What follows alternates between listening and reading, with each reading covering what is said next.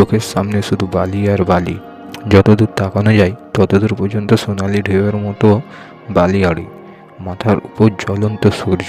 দিনের বেলায় তাপমাত্রা 50 ডিগ্রি সেলসিয়াস ছুঁয়ে যায়, আর রাতে নামলেই ঠান্ডা নেমে আসে হাড় পর্যন্ত।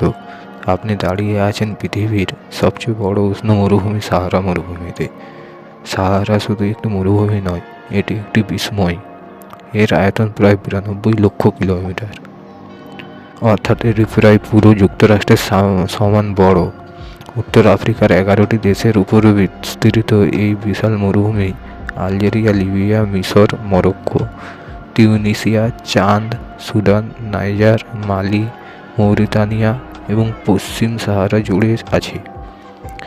কিন্তু আজ সেই সাহারাকে আমরা শুকনো আর নিষ্ঠুর মরুভূমি হিসেবে দেখি। হাজার হাজার বছর আগে এটি ছিল সম্পূর্ণ ভিন্ন। বিজ্ঞানীরা বলছেন প্রায় 10,000 বছর আগে সাহারা ছিল সবুজ ভূমি। এখানে ছিল নদী, হ্রদ, গাছপালা আর বন্যপ্রাণী। গুহার দেওয়ালে পাওয়া যায় চিত্রকর্মে দেখা যায় মানুষ মাছ ধরছে, পশুপালন করছে, অর্থাৎ একসময় সাহারা ছিল জীবনভরা এক উর্বর অঞ্চল। তাহলে কিভাবে এই মরুভূমিতে পরিণত হলো? পৃথিবীর জলবায়ু পরিবর্তনের কারণে ধীরে ধীরে বৃষ্টিপাত কমতে শুরু হয়েছে। হাজার বছর ব্যবধানে নদী শুকিয়ে যায়, গাছপালা বিলীন হয়ে যায়, আর ধীরে ধীরে এই অঞ্চলে পরিণত হয় বিশাল মরুভূমি। সাহারা সবচেয়ে পরিচিত দৃশ্য হলো এর বালিয়াড়ি, যাকে বলা হয় এর্ক। বাতাসের প্রবল বেগে বালি সরে তৈরি হয় ঢেউয়ের মতো পাহাড়। কিছু বালিয়াড়ি উচ্চতা 180 মিটার পর্যন্ত হয়। বাতাস যখন বইতে থাকে তখন এই বালিয়াড়িগুলো যেন জীবন্ত হয়ে ওঠে। তবে সাহারা শুধু বালির নয়, এখানে আছে পাথরের মালভূমি, যাকে বলা হয় হামাদ। আছে কাঁকড়যুক্ত সমতল ভূমি, অর্থাৎ সাহারা ভৌগোলিকভাবে অনেক বৈচিত্র্যময়। এত প্রতিকূল পরিবেশেও জীবন থেমে নেই। এখানে বাস করে উট, ফেনিক্স শেয়াল, মরুভূমির সাপ, বিচ্ছু এবং নানা ধরনের টিকটিকি। ফেনিক্স শেয়ালের বড় কান থাকে, শরীর ঠান্ডা রাখতে সাহায্য করে।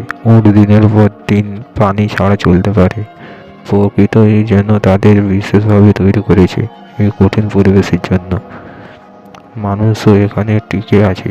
সাহারা যাযাবর জাতিগোষ্ঠী, এরা শত শত বছর ধরে এই মরুভূমিতে জীবনযাপন করছে। তারা উটের কাফেলা নিয়ে এক স্থান থেকে অন্য স্থানে যাতায়াত করে। নীল পোশাক আর মুখ ঢাকা পাগড়ি তাদের পরিচিত চিহ্ন। ছিল বাণিজ্যের গুরুত্বপূর্ণ পথ। লবণ, সোনা ও দাস ব্যবসার জন্য উটের কাফেলা হাজার কিলোমিটার পথ অতিক্রমণ করত। এই পথগুলোই গড়ে তুলেছে প্রাচীন আফ্রিকার অর্থনীতি। তবে সাহারা শুধু ইতিহাস নয়, আধুনিক বিশ্বের কাছেও গুরুত্বপূর্ণ। এখানে বিশাল সৌরশক্তির সম্ভাবনা রয়েছে। বিজ্ঞানীরা মনে করেন সাহারা অল্প অংশের সোলার প্যানেল বসালে পৃথিবীর বড় অংশের বিদ্যুৎ চাহিদা মেটানো সম্ভব। কিন্তু চ্যালেঞ্জও কম নয়। জলবায়ু পরিবর্তনের কারণে সাহারা আরও বিস্তৃত হচ্ছে। মরুকর বাড়ছে, যা আশেপাশের উর্বর জমিকে প্রভাবিত করছে। আফ্রিকার অনেক অঞ্চল ধীরে ধীরে শুকিয়ে যাচ্ছে।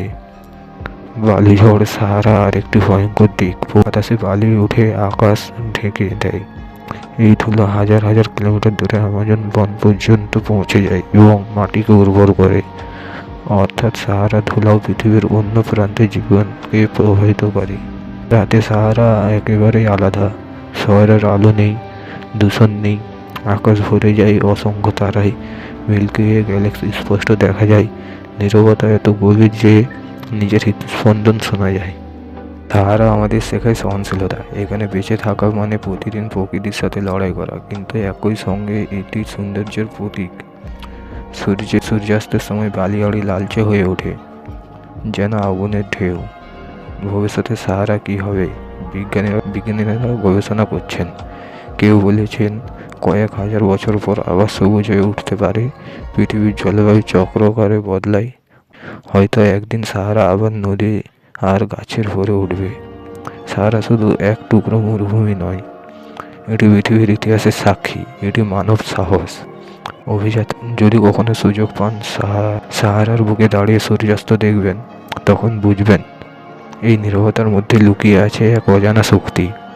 আপনি কি এমন এক জায়গায় যেতে চান যেখানে প্রকৃত একসঙ্গে নিষ্ঠুর এবং অসাধারণ সুন্দর?